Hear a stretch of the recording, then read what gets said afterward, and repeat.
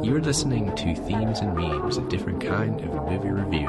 I'm your host, Aaron from ageoftransitions.com, and here with me is my co-host, Adam of cerebralrevolt.com. How you doing, Adam?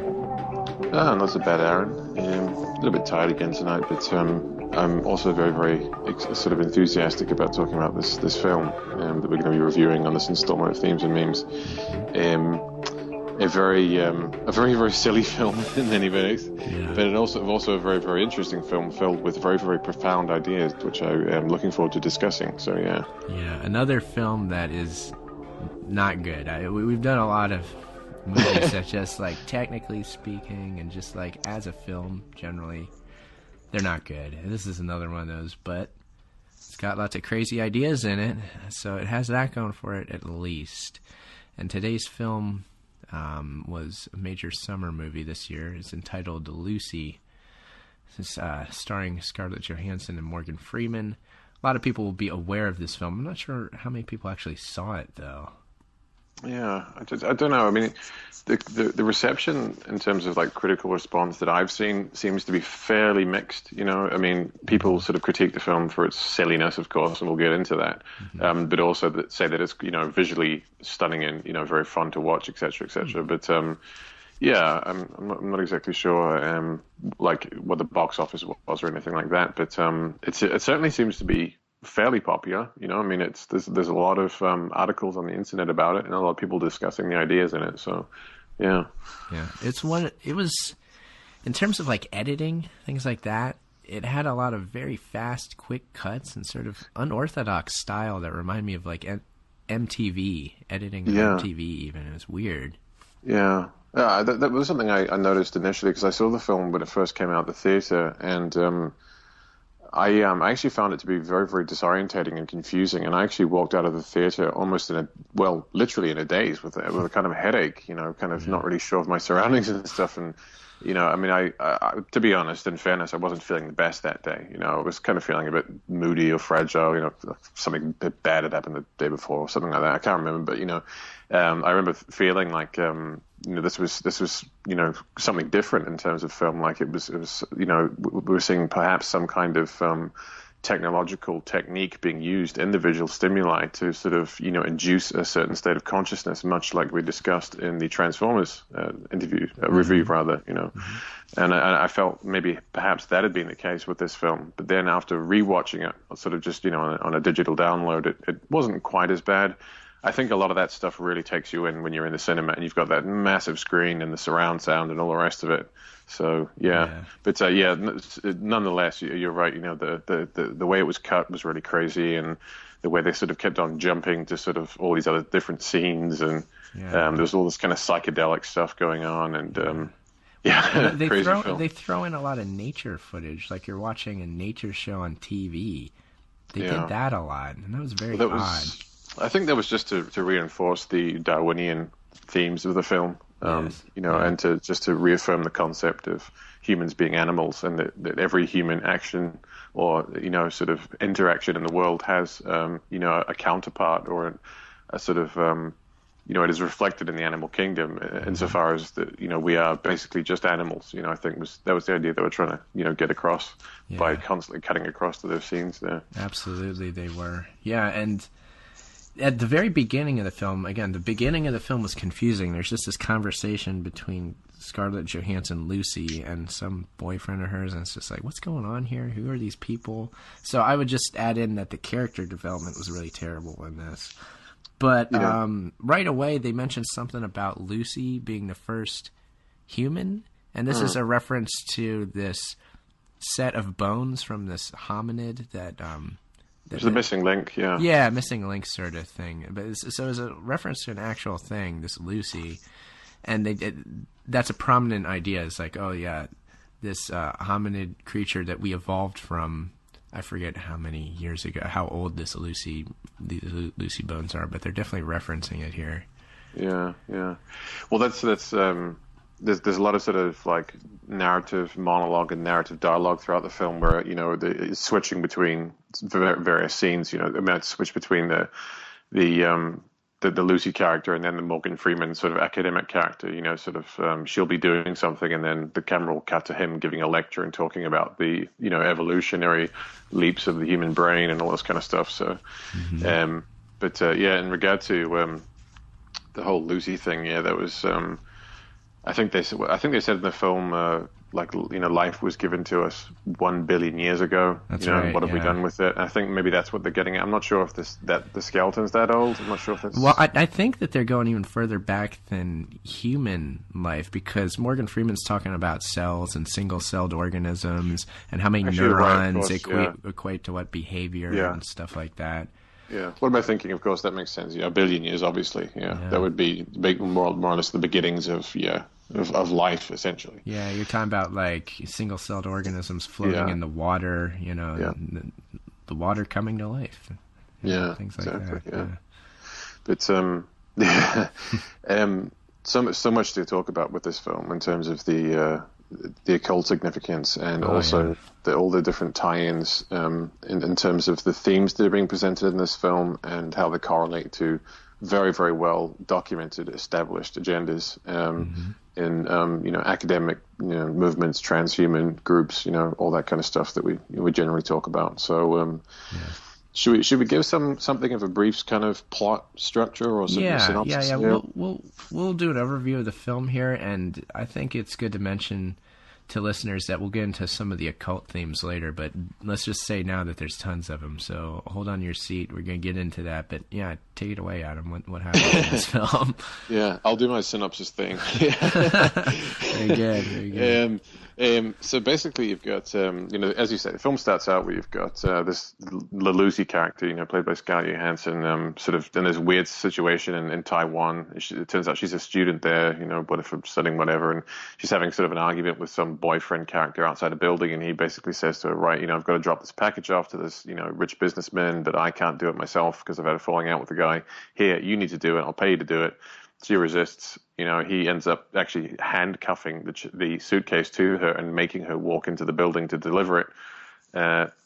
She goes into the building, is basically accosted by a group of gangsters. They make her, they basically force her to be a drug mule. And because what happens is they open up the suitcase and realize it's full of this synthetically created compound, a drug called CPH4, which is supposedly something that the mother of a child will produce in the womb to allow the cells to grow and allow intelligence to form among the neurons in the brain, among other things, But apparently this is a synthetic version of that drug, and this gang is going to market it in Europe because they say, the kids will love it. It's going to be the new street drug, blah, blah, blah. And, Lucy is just kind of unwittingly thrown into this scenario where she's all of a sudden become a drug mule. and they sew a huge big packet of this stuff inside her intestines, and sort of fly her across. Or they lock her up to start with, but and they've got a whole bunch of people, and it's all a big operation, blah blah blah. But anyway, Lucy gets beaten up when she's sort of waiting in a cell to get on her flight, and the packet breaks open inside of her.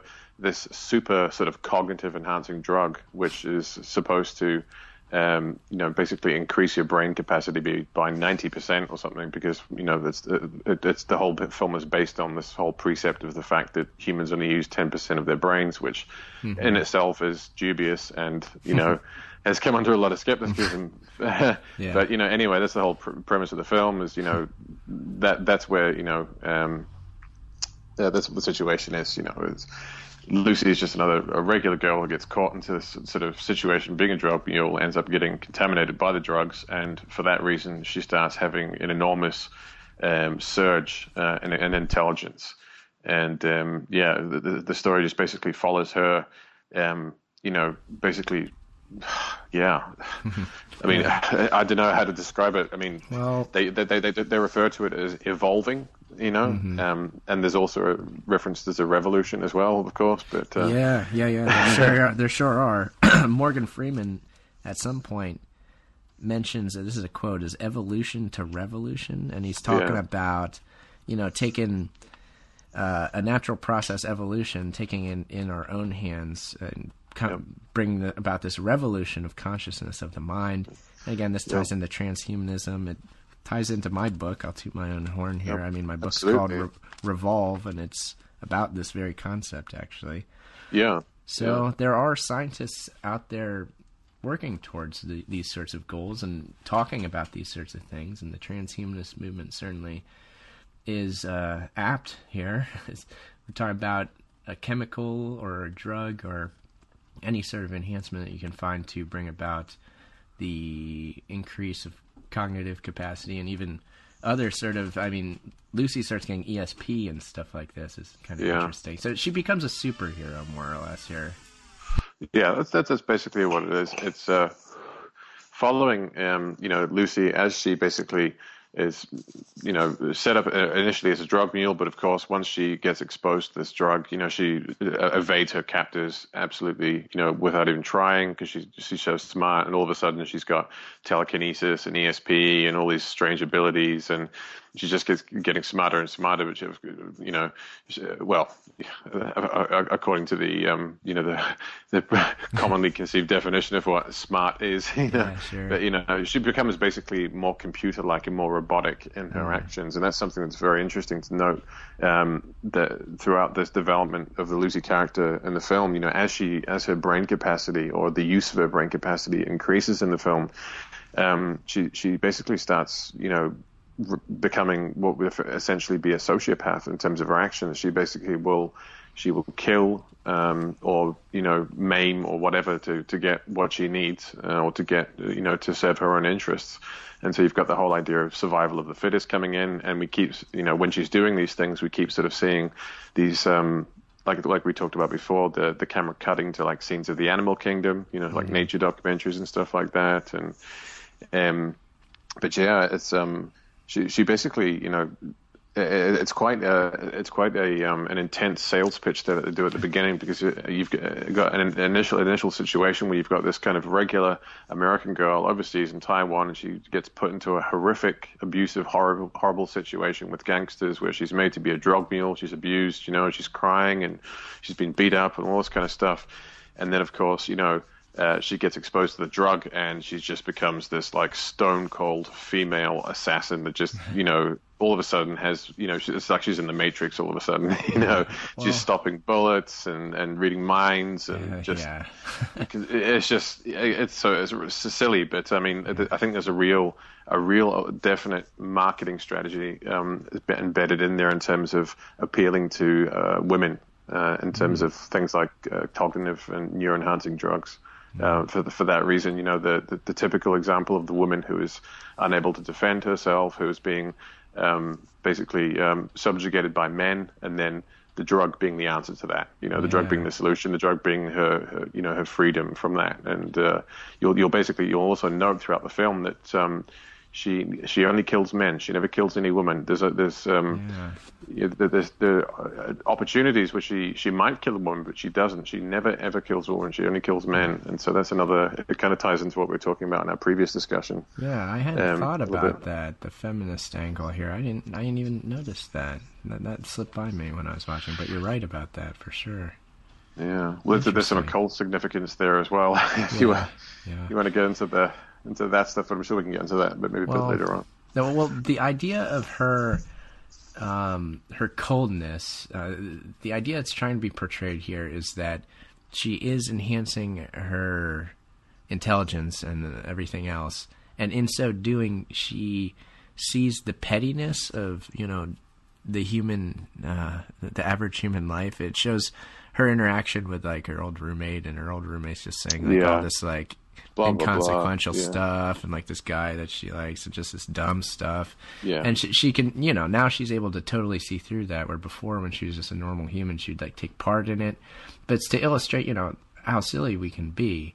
And, there's some reality in that, but they also take liberties with the concept too. But yeah, that was interesting, that scene you mentioned there, because that's really stood out to me when both times I saw the film, actually. That particular scene there, because it was a very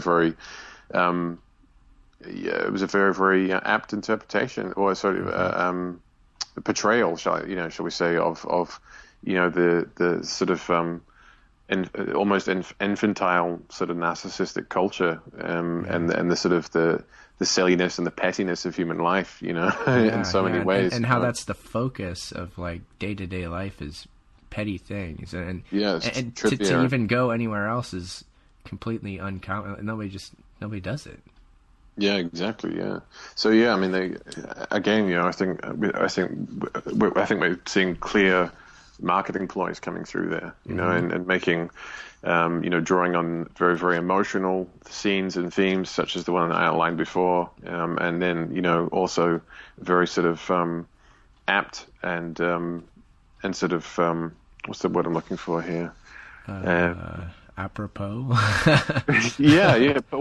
Pertinent, and recognizable, and things that you can relate to, these types of these certain truths being presented in the film, shall we say? Yeah, because people will recognize this as being true. People are fed up with the pettiness. A lot of people just kind of like go along with these stupid conversations because they don't know how to get out of it. You're talking with somebody who only wants to stay there. What are you supposed to do? You got to humor the other people around you. There's not much you can even do about it. Yeah. Welcome to my life. Goodness. That's funny. Yeah, but so I mean, the plot of the film is really not that complicated and not amazingly relevant. I mean, it's more the concepts that are mentioned and that are illustrated and portrayed throughout the course of the film, and also the sort of final climax or conclusion of the film, I think, more than anything else. But I mean, it's basically Lucy gets sort of comes into contact with this drug, starts developing her intelligence, and it's just basically an action car chase type superhero movie. This is superhero. Yeah, that's exactly. what it is. It's another superhero movie. Yep. Yeah, and so and it's just her sort of getting smarter and smarter and smarter. Her brain capacity is increasing. And it's always it comes up with this kind of the screen every sort of hour or every sort of so on in the film, rather, at least, that you'll have a sort of a representation of what her brain capacity is, sort of just go boom 20%, and then a little while later go boom 30%, and sort of that's right. It really sort of drive home the fact that she's I guess she's improving. She's improving constantly. Improving constantly, yeah. And of course, this is reflected by more and more powers. She's eventually able to, she can see sort of like different parts of the electromagnetic spectrum, like cell phone signals, and she can control them too. Control them. She can listen to them. She can like see the bits and bytes and understand them, and like and she's kind of like Yeah, and it eventually just gets to the point at the end where she becomes basically a god machine, you know, an omnipotent, omnipresent, all-knowing god machine that has complete power over time and space and reality and everything. Yeah. And you know, who can literally just, I mean, there's like scenes where she's kind of like swiping. She's traveling through time as if she's using like an iPad, like swiping with her hands, you know, and like stop, you know, sort of moving, and she's moving objects around, like, you know, as if you sort of, you know, like all these kind of gestures that we've become so used to in terms of all this technology that's coming out, you know. Well, the movie's kind of annoying in the fact that she becomes obviously this invincible creature, and like all these guys running around with guns are useless. You know, she just waves her finger and they go flying through the air, and like so it's like, okay, there's nothing you can do to her. So the movie's just about, okay, what's she want to do? Because nothing's going to stop her. It's just like the whole idea is, what is Lucy's plan here? What's she up to? So you're just basically watching her walk around across the world, trying to find Morgan Freeman, the scientist that you know, had a theory that such a thing was possible. So she tries to seek him out, and you know, so she's on his way to meet him, and all the while, you know, she's improving, and you know what's going on. So it's kind of like, in terms of like creating conflict, which you have to do in a movie, and there's not a whole lot of conflict because, you know, what can you do to her? Exactly, yeah.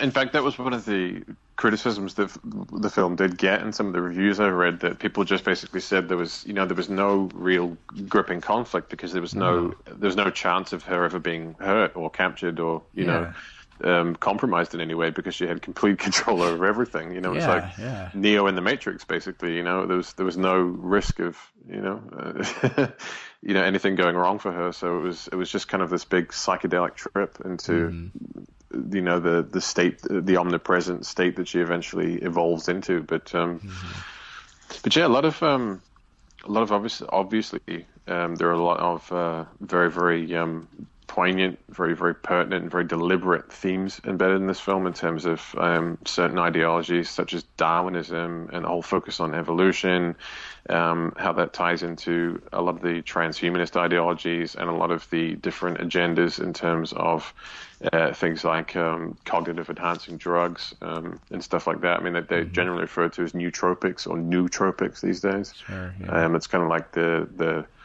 I'm not sure if that's like the layman's term for them, but that's what they're generally referred to. And it's a big thing now. You know, people are getting into this. You know, I hear about this a lot more often now. There's all these different websites which are selling all kinds of, you know, different chemical concoctions, you know, which supposedly do increase your brain function, or, you know. Yeah. There's definitely a trend of like increasing your brain power in all sorts of different ways. Even like little like puzzle books you read that's supposed to enhance your memory and things. There's like all sorts of little stuff. There's all this stuff, all this little stuff all over the internet, like the site Luminosity as well, like test your brain and like brain games, and there's been a lot of that stuff coming out recently.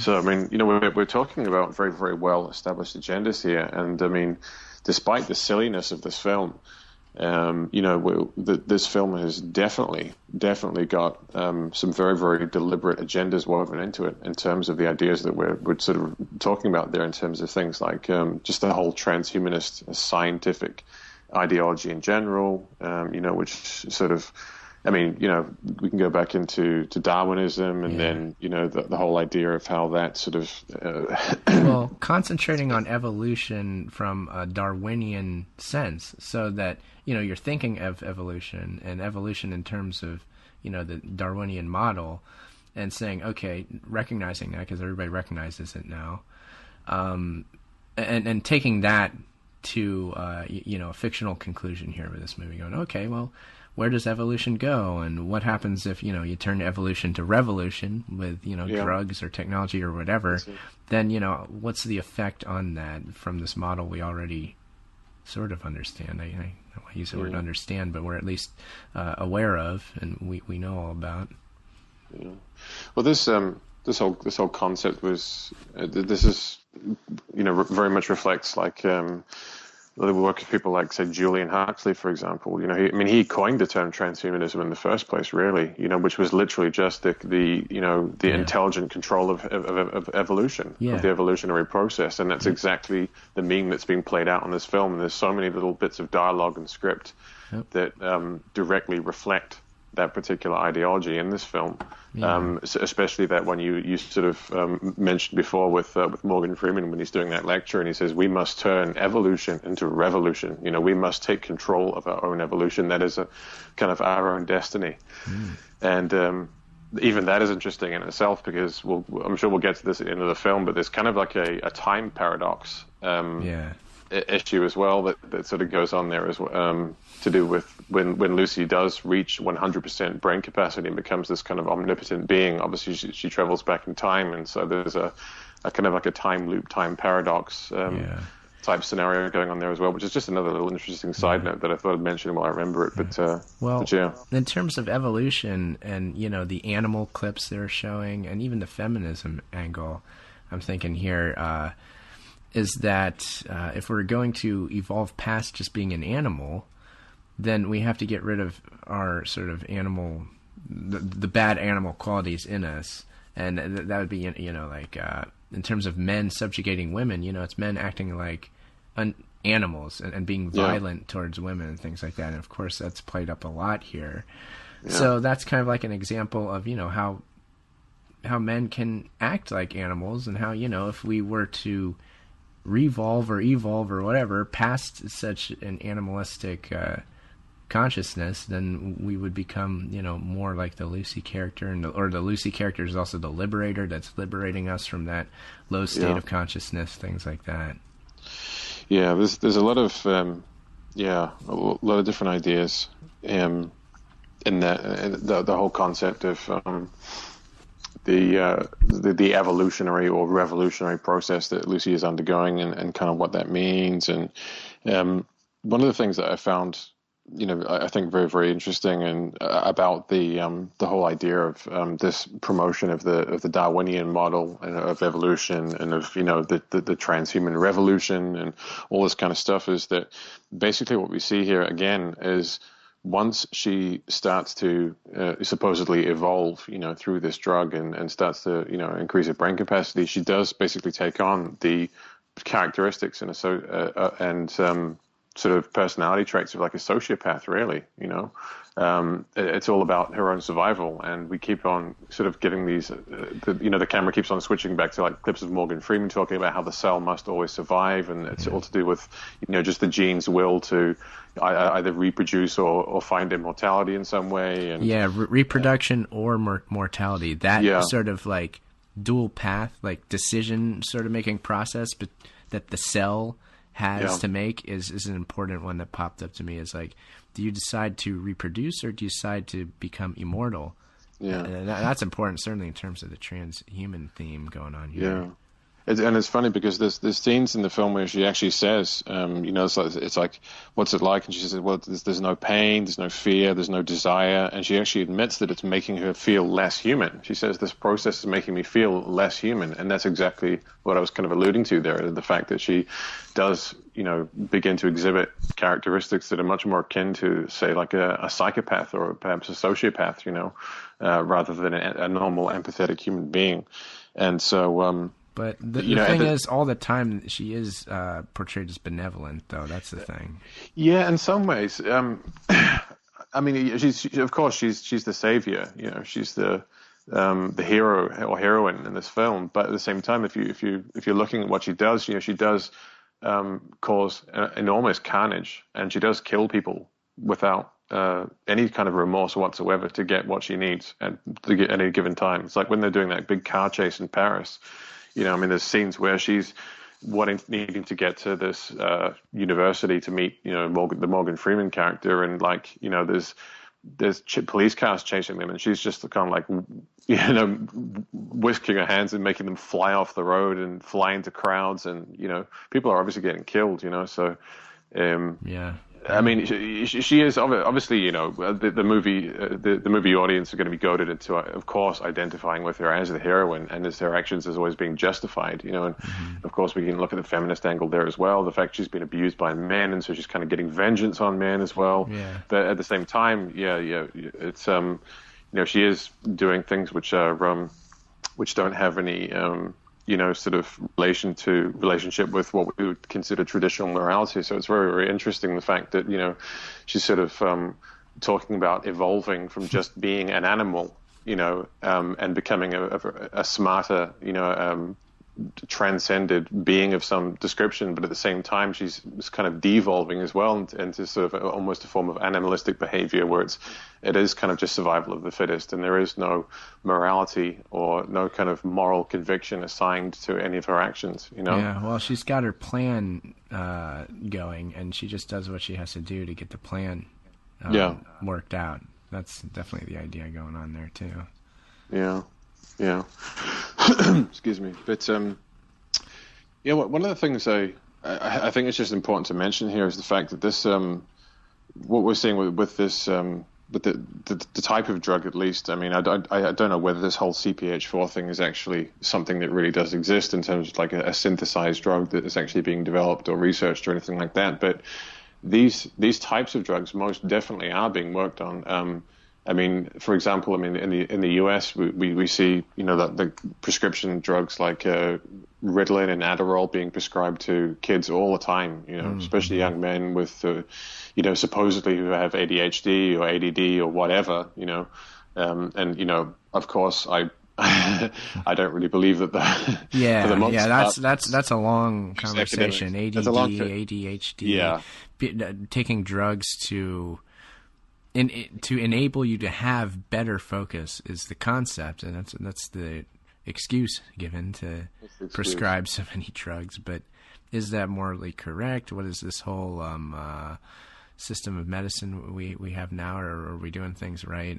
I certainly don't think so, but it is kind of building on that sort of thing here in the film. Well, we had that film Limitless back in 2011, which was basically the exact same premise. The only difference being is the fact that his intelligence was confined to within his own mind. He didn't have any sort of supernatural powers in the external world. He wasn't like be able to like stop bullets in midair or anything like that. It was all just to do with his mind functioning very, very fast and very, very quickly and all the rest of it. But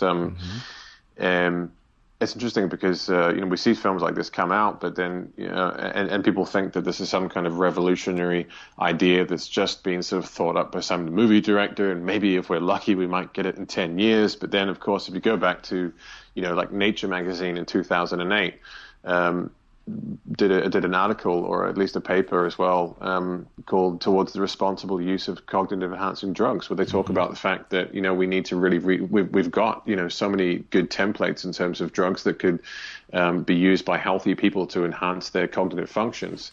And so what we need to do is start, changing societal values and changing political, cultural, and religious values to basically align with these types of ideas and these values, and to begin to accept them. I mean, I was looking at this paper just earlier on. We've got there's a quote here which says, "We should welcome new methods of improving brain functions in a world which in which human work spans and lifespans increasing cognitive enhancement tools, including the pharmacological, will be increasingly useful for improved quality of life and extended work productivity, as well as to stave off normal and pathological age-related cognitive declines. Safe and effective cognitive enhancers will benefit both the individual and society." And so, I mean, that's going back to 2008, and they're talking about the fact that they already have a number of drugs in the works, and that they already have experimented and done a hell of a lot of research on the whole idea of promoting this stuff and getting it legalized and getting it normalized in society. So, I mean, just a quick note on that passage you just read. I can't help myself here. I love the assumptions in these things. They're basically saying, like, we know that you work ridiculous amount of hours, you're working away, and you're unable to keep up. So the idea isn't to like question the work that you're doing in the first place and whether it's even valuable. If ultimately, are we even wasting our time doing like these petty things at work? We don't talk like that so much. It's just like, well, we got a lot of work to do. How do we get it done without being completely drained? Well, you take a bunch of drugs. And we must improve human performance. It's basically like, how do we make a better coffee? Coffee was enough before, but the work days are longer now, and we're working harder, and so It's just silly. I hate these things so much. Yeah. I really do. They're all yeah. I mean, they're all built on the presumption that the existing society and the planned society of the future is, the be all and the end all, and that there are no alternatives. Yeah, and that we're not really doing things fundamentally wrong now. That No. We've got the right structure in place. We just have to continue with it. Yeah, it's we the human beings are actually imperfect ones. The system itself is perfect, and we must be we must be chemically adjusted and technologically adjusted to fit better into that system. Exactly. So that's the premise from which they're basing most of these quotes. Exactly. Yeah. Referencing here, and it's absurd. It really is. It's absurd. I think so. It's easy to overlook like the premises in these things, and just like kind of take as a reader or even like a student in these sorts of sciences, you can just kind of be given premises and take them for granted and be like, oh yeah, that's true. Yeah, humans need to improve somehow because we're falling behind. What are we going to do here? So you take on an initial premise that may not be the best one, and then you take it even further, and if it's a flawed premise, the result, even if you're like fixing whatever you're saying needs to be fixed, it's going to be faulty as well because of the foundation you're working from. Yeah. I don't know. No, it's that you're right. I mean that's always the premise, and I mean in all these like these reports that we refer to, like a lot of them are to do with like trends analysis and stuff like that. There's never any talk of how we need to, of how anybody needs to look at perhaps changing the system or the direction that things are going. It's always the presumption, right? This is the way that things are going, and this is the inevitable way things that are going, and there's no way that we can change the way things are going. Therefore, we must devise new methods of improving human performance to keep up with these changes. That is always the premise in all these things. It's the underlying. Well, I mean, this ties right back into very occult agendas, which I'm sure we'll get into later on. The great work. I mean, perfecting that which was left imperfect. Really, I mean, is what we're talking about here. And because the human being is always seen as an imperfect creature. I mean, and that's not necessarily incorrect. I mean, we're certainly not perfect, but that's what makes us human, I think. Yeah, the whole problem is, how does an imperfect creature bring about its own perfection, or as close to perfection as you're going to get? How does an imperfect creature really do right? That's the main issue. Always has been, always will be. Some people think about it. Yeah, not very many though. Pretty marginal element of society, I would say. They're out there. Yeah. Oh. But what else, Adam? Any more interesting notes on the scientific side here for us that you have? Yeah, I'm just thinking. I mean, there's tons of stuff. I mean, it's like what I'm getting at here is the fact that this is the average person is going to watch this film and just think that this is some crazy new science because the film is so wild. As we were talking about before, there's so many cuts, there's so much CGI. It's showing you like the inside of her brain and neurons firing, and she's flying across the galaxy and all this madness. The average person is just going to sort of be kind of what's the word I'm looking for here? Kind of they're going to be blown away and distracted by all of that. They'll be enveloped by the spectacle of the visuals and the sounds. They'll be completely engulfed in all of that, and very much as I was, I think, when I first saw the film at the cinema. And I kind of regret doing that, as I said, because it was just totally disorientating and confusing. But I think what we're seeing here is once again, through the effect of confusing people through all this intense visual imagery, putting them into I don't know what state of consciousness, but it's altered. It's altered, an altered state of consciousness, exactly. In order to embed certain ideas regarding the topics we're talking about here in terms of certain technologies and getting them to be accepted, getting people to identify with them. There's all the stuff we were talking about before with to do with the emotional threads running through the film, to do with the female character and how women will identify. She's an A-list actor. She's she's very beautiful. All the girls want to be like her. She's a celebrity, and so people identify with the alpha, whether it be a male or a female, in a film like this, and that will basically accept the ideas that person is presenting or promoting or engaging in, and so when we see these ideas, being coupled with big Hollywood names, it's the same thing that happened in Johnny Depp, isn't it? Yeah, it's the same thing. I mean, it's a ridiculous, awful film. Yeah, that was another bad film. Yeah, it's all, but it's got an A-list Hollywood actor in it, and so people will go and see it. And because that A-list Hollywood actor is engaging in certain ideologies and certain behaviors, and is expressing and promoting certain ideologies, people will resonate with that. Yep. They want to identify with these people, and so they will. And this is marketing at its most effective in many ways. Yeah, and most visceral, really, because this celebrity culture, star worship is a visceral thing. No doubt about it. That's why so many people are into it. It's like this uncontrollable urge to see what they're doing, and it's very rooted in what we are as sort of like tribal creatures, and we want to know what's happening with the other people in the tribe, and we like drama, and of course actors they're very apt to give us all kinds of dramas on screen and off screen. So that's part of what we are. So it's definitely important. We are gregarious creatures, for better or worse. But yeah, I mean, this technique is most definitely being used, and it raises a lot of questions for me when we see films like the one we reviewed a few months ago, Transcendence with Johnny Depp, which as we discussed, was a ridiculous film, really. Yeah. Stupid. Really, really dumb. Just like this film, really dumb. Yeah. But which contains some very, very deliberate and very, very profound ideas. Yes. And what we're getting at here is the fact that this is the marketing of transhuman ideology. This is not just entertainment. Yeah. I mean, we've said this, sort of slightly more indirectly in many other interviews, but I mean, I think films like this really, really do drive it home, because we're now seeing different types of films coming out, which are not very, they're not so great. They're not so good. They're very well promoted. They have A-listers, but the quality of the film is actually really not that good at all. And I'm wondering whether this is deliberate. I'm wondering whether this is some new way of...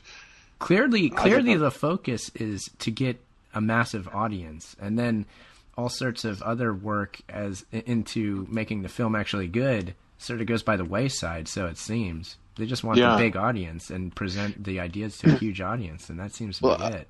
I think that must be it. That certainly makes a lot of sense anyway. Just get a huge audience by getting these A-listers in, right? Mm-hmm. And then just basically couple or latch your ideas onto those actors, and just make sure you get this list of ideas in the film. Yeah. This person at the top of the credits, and then that's all that really matters. Yeah, and you can wrap your silly little plot around it, at the end. When you've covered all like the transhuman memes, you can just come up with a plot and just tack that on, and that's kind of like, it kind of feels like what's being done here, and so it is very, very, very, very interesting to consider what might be being done here in terms of these almost a new style of filmmaking in many ways. That's kind of I think this is a new style. It feels totally different. Yeah, and it feels inspired by MTV editing. It's almost like you're watching TV, but it's a movie. It's weird. Yeah. That's very much the case. Yeah, definitely. They should call them TV movies. That's the new genre. How about that? Is that good? Yeah. Not enough zest to the title there. I mean, that's the thing. It's like when we talked about Transcendence. I mean, I remember calling it like it was like a made-for-TV film, because that's what it felt like. You know? Totally, definitely. I mean, it's of that grade, but it's got Johnny Depp in it. What the hell? I know. What's going on here? Doesn't make sense. But the only conclusion that I can come to, of course, as you obviously agree here, Aaron, is the fact that I think what they're probably doing here is just trying to get these ideas out regarding things like basically converging technologies and get them out, get them into the public domain, get them accepted, get people identifying with them, get people kind of talking about them, or at least sort of accepting them on a subconscious level, and accepting that that's kind of the way that the world's going, and these things are probably going to happen, and these technologies are probably going to exist in some form by using the power of celebrity, and getting people to identify with the power of celebrity in the way that the masters of propaganda, such as Bernays, have outlined so well. They know it something works. you brought up in your film, Aaron, which is we probably should have mentioned a few of his quotes on that, because they would have been really pertinent here. But Bernays you're talking about? Yeah, he's got some good stuff, no doubt about it. Yeah, he's a man who knew. Yeah, it's not just technologies that they're promoting in these films, but attitudes towards them. And that's certainly, the discussion around these technologies is an ethical one at its core, and they're trying to kind of direct that ethical conversation in particular ways, very particular ways, and sort of, ease your fears of these things, because, things can obviously go wrong with the whole transhuman plan. It's all about, bringing up what could be the worst and sort of downplaying that, and sort of bringing also to the forefront the worst in humanity now, and showing, how bad we can be at our worst, and saying, like, look, this is the example of why we need to become transhuman, posthuman, is because we're so bad now, right? They do that constantly, too. Oh, yeah, yeah. There's something that's definitely going on all the time.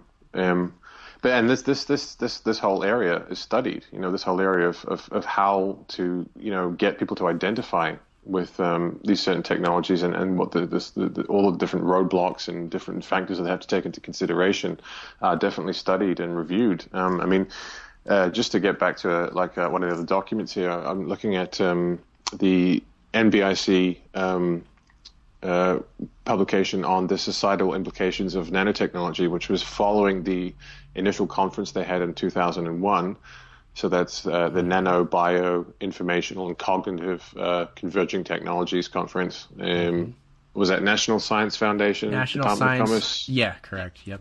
Right. Sponsors of that. Yeah. Sponsors. Yeah. And so this is one of the papers that they put out after the event. So this was notes and memos and minutes from the discussions. And there was a paper that was published after the discussion. But basically, they were talking about the societal implications of nanotechnology, and of course this doesn't just include nanotechnology, but it includes all the other converging technologies as well, and because they are converging. And so the quote here says a third challenging but important area for social science research is the social acceptance, resistance, or rejection of nanotechnology. Representative sample surveys, supplemented by focus groups and open-ended interviews, can measure effective cognitive and psychosocial parameters. In recent years, political scientists and sociologists have developed new communication-intensive techniques for studying coverage by the news media. They have been tested in research on public controversies and are ready to track the changing public perceptions of nanotechnology.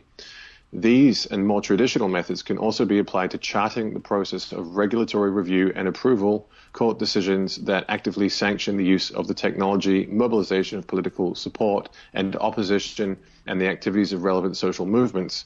There are multiple feedback loops in which society responds to new innovations, and so doing transforms the context in which innovation occurs.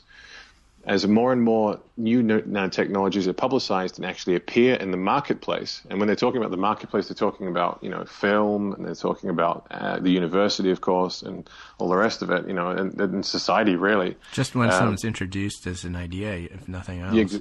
Yeah, exactly. Yeah. And actually appear in the marketplace, the variable degree of social acceptance will become ever more important. Indicators to measure social acceptance of nanotechnology will be needed in the following areas: economic, political, religious, and cultural.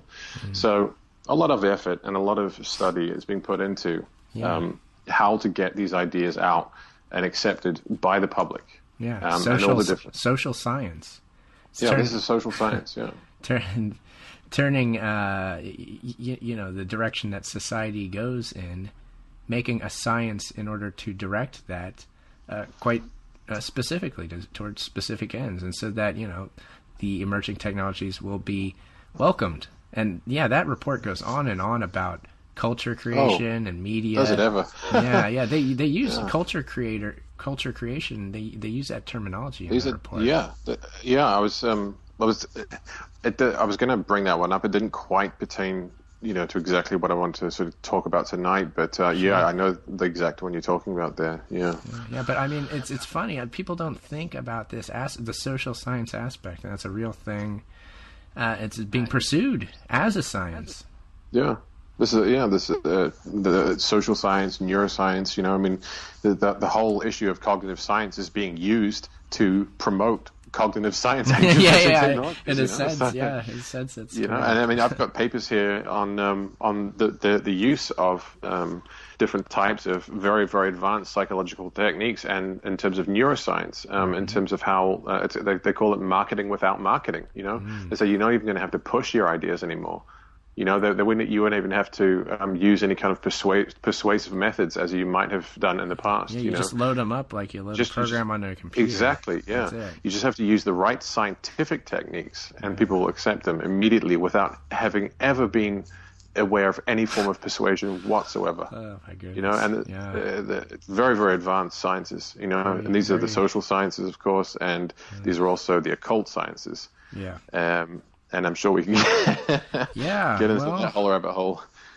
Maybe we want a lot loosely on that. Yeah, maybe we want to discuss a little bit on the occult side of Lucy here. And it's hard to know exactly where to begin, but certainly a lot of just little phrases and quotes from the movie have an occult side to them. Morgan Freeman has quite a few of them throughout the movie. I mean, there's one particular quote where he's saying how, trying to comprehend Lucy's brain, a human doing that would be like a dog watching the moon.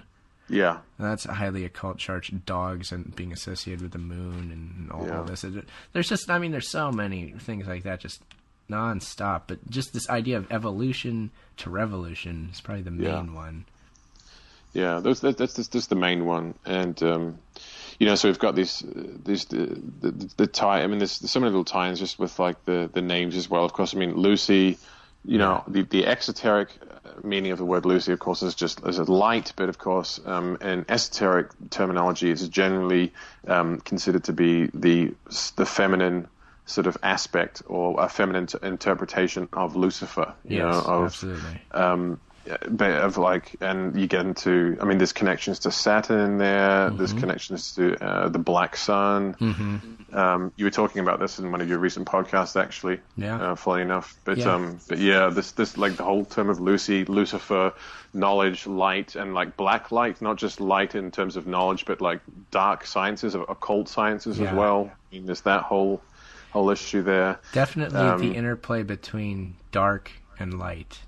Yeah. And how that resolves itself in time, if we're talking about the time aspect here. And they bring that one up too, yeah. Oh, yeah. Yeah, there's a lot of stuff going on. But at the end of the film, you find that Lucy is, sitting in that chair, and she's going through the final stages of, like, going to 100% and all that. So she's at the end, and she somehow makes the room she's in pure white. So everything goes away, kind of like in the Matrix again, where everything goes to white. You're just on a white field. Yeah. So she does that, but at the same time, her body is from the bottom up, from her toes up to her head, is slowly becoming black, like totally black. Yeah. So you've definitely got this black and white symbology going on there, and there's a whole lot to do with light and darkness, and matter and the control of matter and stuff like that. And certainly the principle of Lucifer and Saturn's thrown in there. There's a lot going on. There's a lot going on with that, yeah. That scene you referred to at the end there, where she basically sort of does her version of transcendence. She does a Johnny Depp, Yeah, she does. She pulls her Johnny Depp moves. Where she basically just turns into. She's talking about how she now has control over her molecular structure and all the cells and everything, is that she can like change shape and form and everything like that. And there's even a few scenes where it shows her sort of taking leaps in her intelligence, and like they always focus in on her eye. They just show one eye, and there's a point at which she reaches a certain point of intelligence, and her eyes go black as well. So you've kind of got, it kind of looks like a black sun with a white sun or a yellow sun in front of it. And so there's all these little bits of symbolism in there that obviously put in there quite well, I think anyway, quite deliberately. Oh yeah, yeah, definitely. I mean, this guy. Sorry, I was just going to mention a detail in terms of like occult references. There's a part where they're driving around in Paris. There's a car chase, and they drive underneath this tunnel.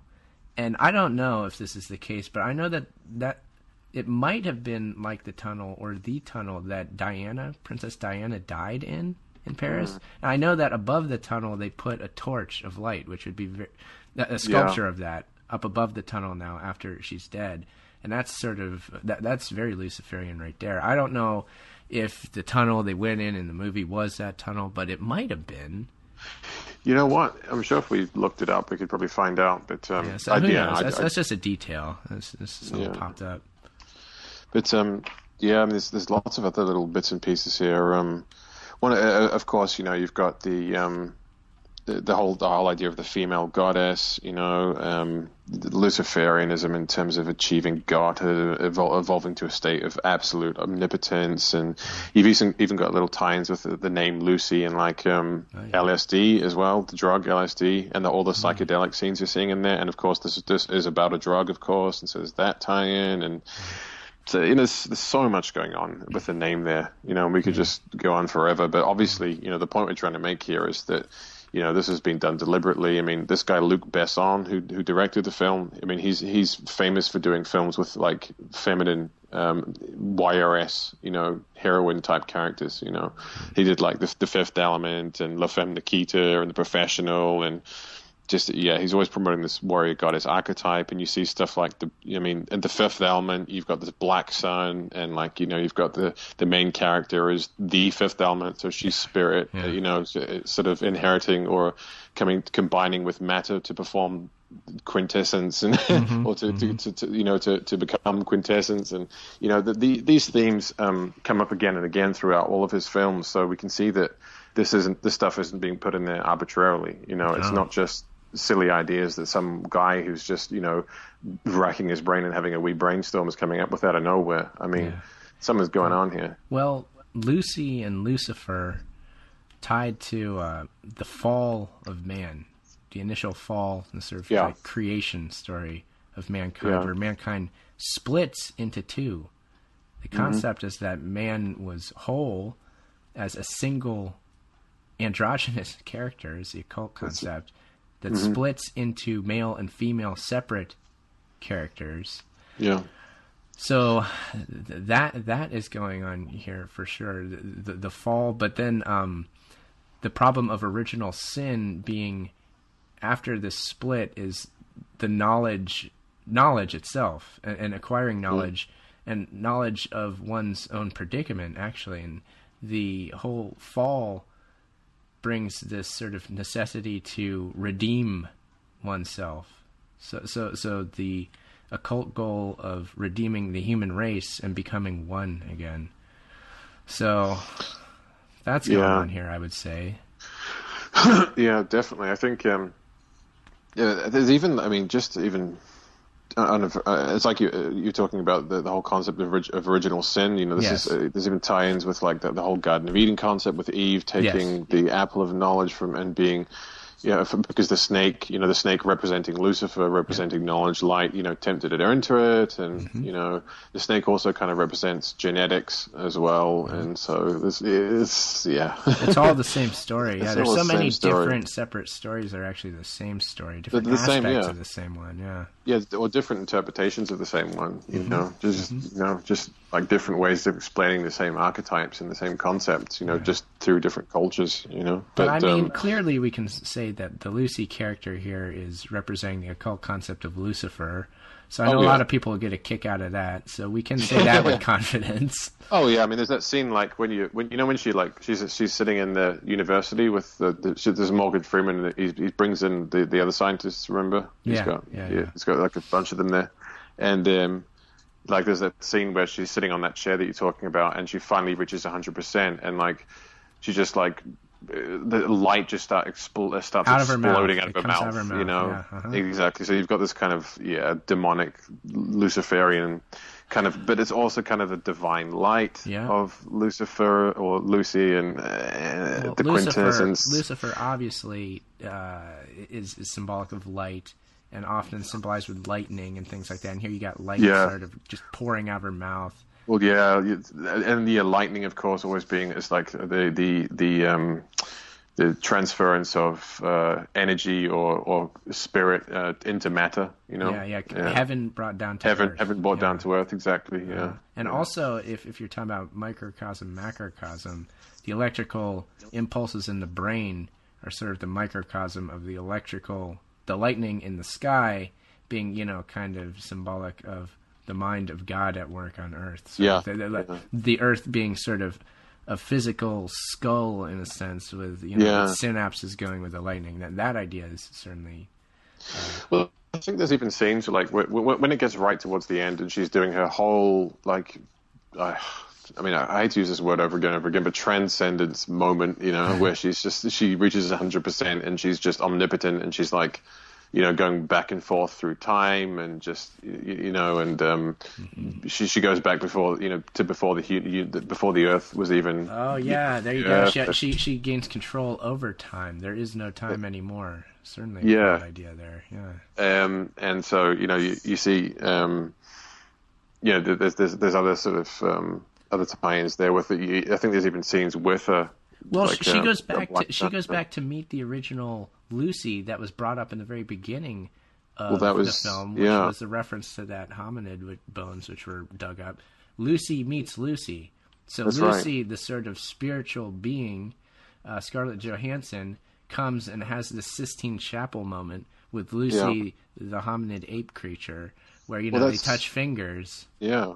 Because they show you that scene at the beginning of the film, which the Michelangelo's Sistine Chapel, God creating Adam, thing, with the fingers touching.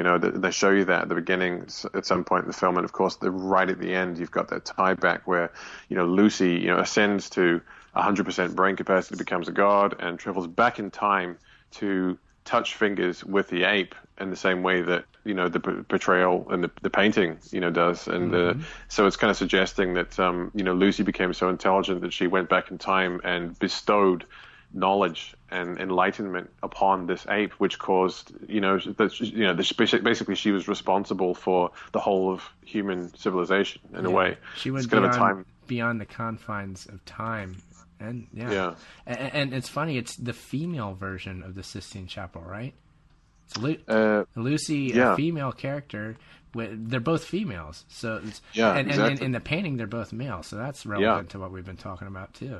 Well, that's this is obviously a lot of those tie-ins that we talked about in the previous review, and that we're going to talk about in future reviews as well. Is the whole concept of the role reversal, and of the female becoming the abuser, and the warrior also, in many ways. Also, in an occult sense, the female creator goddess, as opposed to the god that gives life in the beginning creation myth. This is the female version of it, which this has been known in the occult and even paganism. And Vedic traditions, very much so. Yeah. Oh yeah, so this is nothing new, but I mean we're kind of used to, in our world, the male centric sort of version of this creation myth. Yeah. Given the opposite here. Yeah, there's a lot of sort of matriarchal, however you say, ideas in this film for sure, definitely. It's obviously that's a very nuanced and interesting, complex subject to discuss, and so sure is. I don't want to say anything, sort of too sort of abrupt or kind of. No. It's an important conversation too, to like flesh out the important valid points in the conversation, and then the sort of like dangerous side of things too, where people are like getting the wrong idea and kind of getting extreme with their ideas, things like that. Well, that's. I mean, we talked about this last time. We talked about the fact that we're not seeing equality here. You know, we're not seeing a recognition of both the sexes being equal in virtue. What we're seeing is one, the portrayal of one being the abuser for a period of time and a revolution in terms of the, oppressed overtaking the oppressor, and becoming, and of course and that of course ties into the whole transhuman idea of, man overcoming God, or at least rebellion, things like that. You've got man overcoming God, and then you've got female overcoming man. So there's kind of like there's like a double meaning parallel type thing going on there. And the whole whenever you talk along these lines, it always becomes the who made who question. Like that AC/DC song is so good, like who made who. It definitely is relevant, and there's so many different we're talking about these occult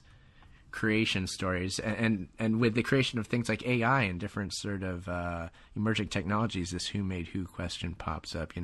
What is the creator, and what's the creation, and what does it mean when the creation overthrows a creator? What is God? Blah blah blah blah blah blah. Interesting ideas. Yeah, they are interesting ideas. But this is something, again, which we're seeing just promoted without any real discussion or without any real intellectual depth whatsoever. It's just a complete role reversal, a direct role reversal. And we're seeing even more extreme ideas than had previously been the case when it was more of a sort of a patriarchally based kind of it's because the patriarchy was just so entrenched that was like the standard. To break out of that, you have to be extreme to get people's attention, I think, is the idea. That would be the idea, and of course that would be kind of the justification if you were to ask somebody who is kind of supporting these types of ideologies and some of this radical feminism we've been talking about. That would be like on paper the reason, and of course there is some truth to that, no doubt. But to what extent is the question here, and how far should this thing really go? And there's so many nuances and complexities to be discussed here, but that stuff is never discussed, of course, in these films. We're just getting bombarded with basically a whole set of new values. Well, that is the purpose, I guess. That's what we've determined so far. So, mission accomplished. That's what's going on with all these films, apparently. As far as we can tell, at least. I mean, there might be a bit more going on. Let's hope there is, at least. I don't know, but I don't know. It's hard to say. But I think we've pretty much hit the tail end of this, Adam. What do you think? Yeah. I mean, I think we've covered most important parts of the film here. I mean, basically, to give anyone who hasn't seen the film a brief rundown of what happens at the end. Lucy transcends. She turns into a big shape-shifting black supercomputer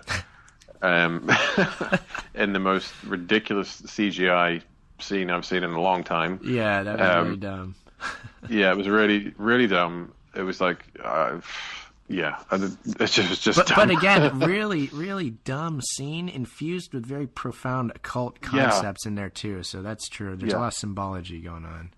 Yeah, and so she transcends, and she basically becomes this computer. She and then she downloads, or she basically transforms herself into a USB stick. Yeah, I thought that was hilarious. She turns into like a little flash drive.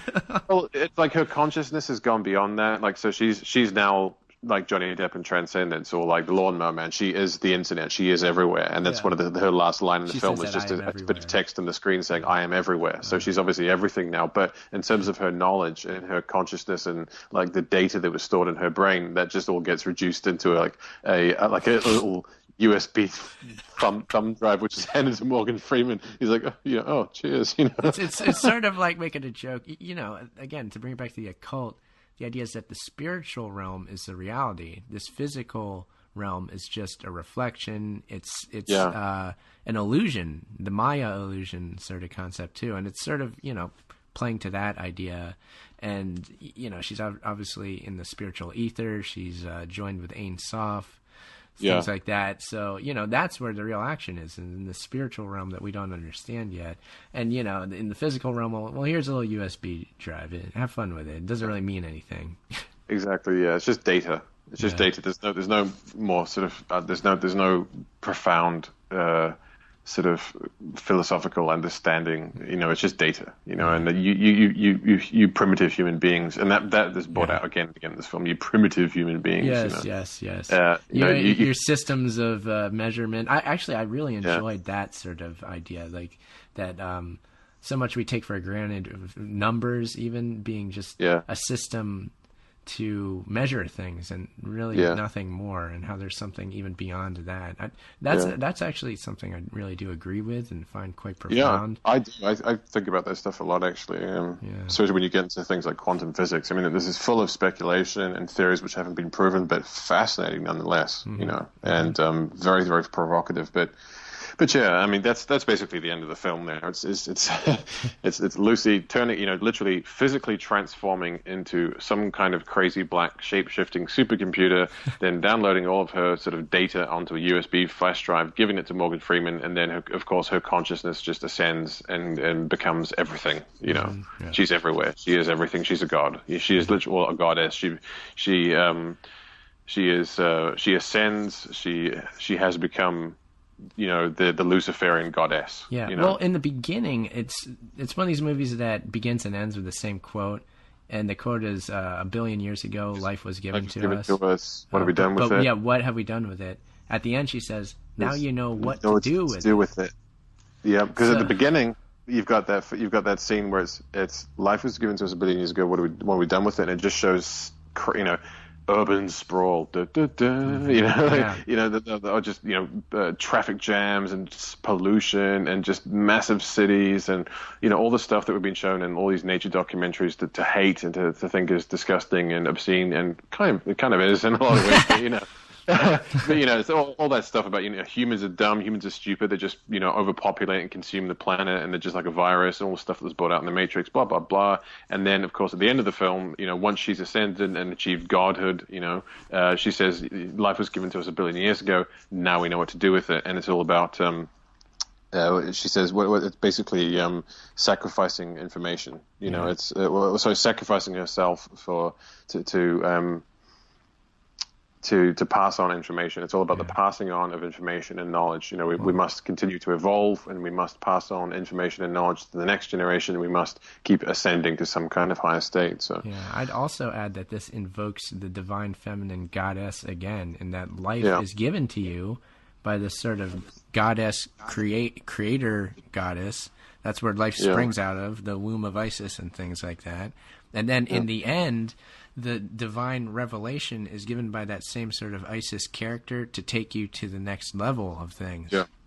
Well, she says once humanity understands evolution properly, we can all become divinity. Yeah, exactly. And this is given by this mother character, I would say. That's the occult idea going on there for sure. I see it. Yeah, absolutely. But yeah, I mean, so a lot to think about here. I mean, once again, a really dumb film, which was just stupid and kind of annoying and a bit confusing, but which is absolutely loaded with really significant themes and memes and very important concepts, which have been put in there very, very deliberately to acclimate a wider audience to certain concepts through the use of, I think, mainly confusion and like an excess of visual stimulation and information. And I think, as we were talking about, when we were talking about Transformers, I think that's done deliberately to put you into an altered state of consciousness, so that information which would otherwise be stimulating enough to get you to think about it and to start sort of critically analyzing it, basically just goes straight past the firewall, the mental firewall, so to speak, and just you basically consume it on a subconscious level. Soak it up like a sponge, and that's yeah, exactly. I think that's what's going on here with these types of films. I really do. Yeah. So I think we've seen another example of that, and plenty more to come on Themes and Memes. Keep listening. Keep listening, everyone. Keep listening. But we got some new stuff coming up. We're gonna do a few some different types of shows very, very shortly. I think we're gonna do another film, but then we're gonna do maybe a couple of episodes where we focus in specifically on a set sort of broader concepts or techniques in particular that we see used again and again. Maybe a particular meme that is important. Yeah. I mean, we're going to be referencing some books and some academic reference material, and we're going to be showing people that this stuff isn't just our opinion. You know, this is stuff that can be referenced, documented, and verified, and that this is real. This is a real agenda that's going on here, and this will help explain and help further illustrate why we do what we do in this, and why we end up repeating ourselves so often. It's because, you know, this is the point of all this stuff. You know, this is how this process works, and you know, as we said in our very first episode, you know.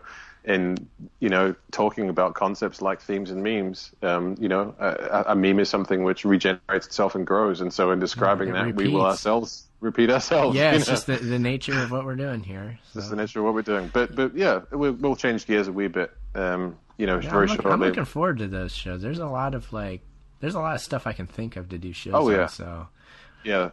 A lot of stuff. There's no shortage of ideas, folks. So stay tuned, because we've got a lot of interesting stuff we're talking about and thinking about doing, and the sky's the limit. So yeah. So thank you, listeners, for checking out Themes and Memes. If you're a new listener, I hope you'll subscribe at my website, ageoftransitions.com. You can find my Trans Resistor radio feed. That's where we have this podcast for now. So find past episodes, download them. And Adam's website is cerebralrevolt.com, so check that out too. And just look for more of Themes and Memes in the future. We're not exactly sure where we're going to take it, but rest assured we're going to keep making these shows. Oh yeah, and not just shows. I think even possibly some video projects at some point in the future as well, depending on how things go. Mm-hmm. So yeah, stay tuned for those, because a lot more to come in general. Well, it was a great talk once again, Adam. I'll look forward to the next one. Yeah, as always, Aaron. Take care, and thanks to the audience for listening.